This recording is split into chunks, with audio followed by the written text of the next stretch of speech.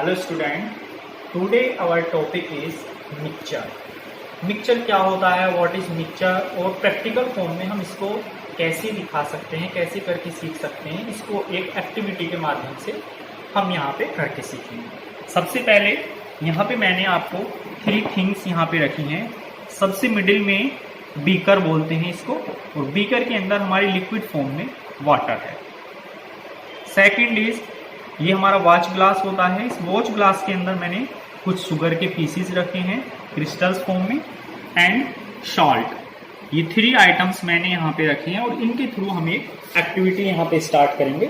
सबसे पहले आप देखेंगे ये बीकर है और इस बीकर के अंदर लिक्विड फॉर्म में वाटर है हमारा, ठीक है, वाटर, जिसको हम सोलवेंट बोलते हैं। वाटर को क्या बोलते हैं हम?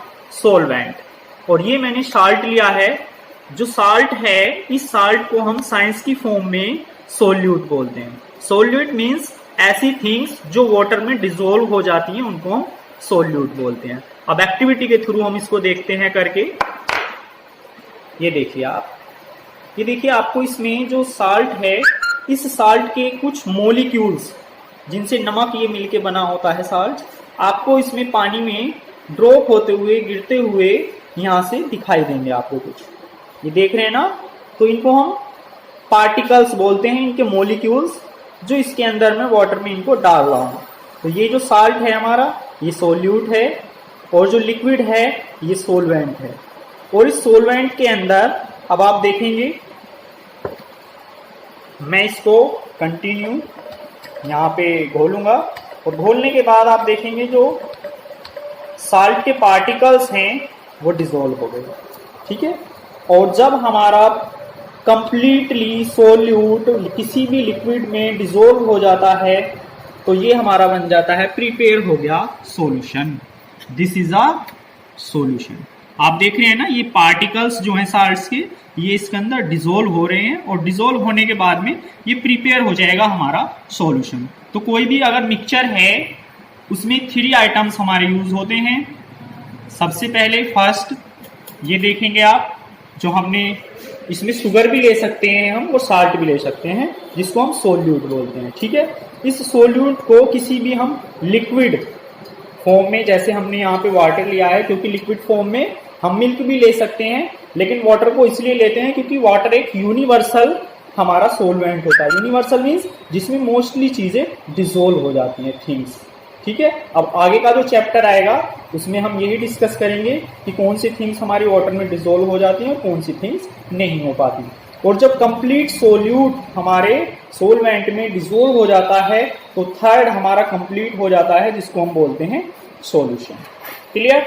अब इसी को हम नेक्स्ट आगे जो हमारा सेकंड पार्ट है इस चैप्टर का, सोलेबल और इनसोलेबल थिंग्स, आप देखेंगे। यहाँ पे आएंगे अब हम, यहाँ पे ये हमारी कुछ सम थिंग्स हैं जो हमने सेट की हैं। आप जरा नेम देखिए, की, स्केल, इरेजर, बॉल, पेंसिल। अब मैंने ये यहां से एक की ली, और की को क्या मैं इसमें डिसॉल्व कर पा रहा हूं? इसमें घुल पा रही है क्या ये कंप्लीटली? नहीं, ये डिसॉल्व हो पाएगी ना। तो इसीलिए ऐसी थिंग्स जो वाटर में डिसॉल्व नहीं हो पाती, उनको हम इनसोलेबल थिंग्स बोलते हैं। इनसोलेबल थिंग्स, ठीक है। इसी तरीके से आप देखेंगे, ये पेंसिल है, इसको भी अगर मैं वाटर में डिसॉल्व करूंगा तो डिसॉल्व नहीं हो पाएगी, तो ये भी हमारी इनसोलेबल थिंग्स की कैटेगरी में आती है। इसी तरीके से आप ये इरेजर भी देख सकते हैं, ये भी इसमें डिसॉल्व नहीं हो पाएगी, ठीक है। तो ये हमारी जो ऑल थिंग्स हैं, ये हमारी इनसोलेबल थिंग्स हैं।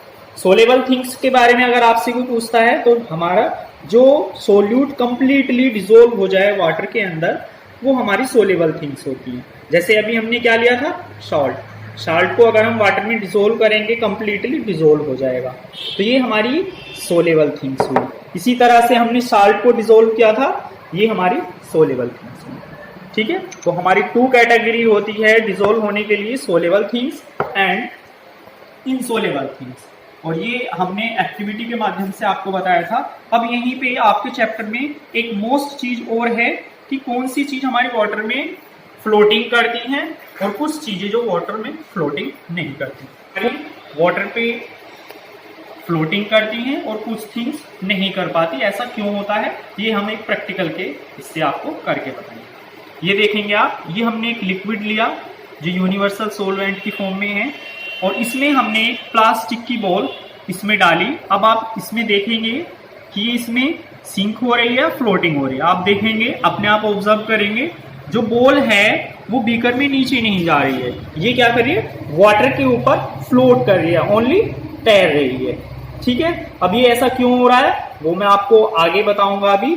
अब एक और हम प्रैक्टिकल देखते हैं इसी में। ये मैंने की ली और इस की को मैं इसमें आपको ऑब्जर्व करना है कि ये इस पे फ्लोटिंग करेगी या नीचे चली जाएगी। आप देखेंगे ये इसमें क्या हो गई, इसमें नीचे चली गई। देखिए इसका रीजन क्या है, कोई भी हमारी थिंग्स हैं, ये 2 थिंग्स आपके सामने हैं। अब इसमें आप देख के बता सकते हैं कि किसने हमारा फ्लोट किया था और कौन सी हमारी वाटर में सिंक हो गई थी। अब मैं आपको बताता हूं, ठीक है। कोई भी हमारी थिंग्स किसी लिक्विड पे फ्लोटिंग क्यों करती है और डूब क्यों जाती है। देखिए जो भी हमारी थिंग्स होती है वो मॉलिक्यूल से बनी होती है। तो अगर किसी थिंग्स के नंबर ऑफ मॉलिक्यूल्स लिक्विड से ज्यादा होंगे तो वो हमारी डूब जाएगी। मीन्स आप ये समझिए कि इसमें वेट इसके जो मॉलिक्यूल्स का है वो ज्यादा हो गया, इसीलिए इसके अंदर ये डूब चुकी है की।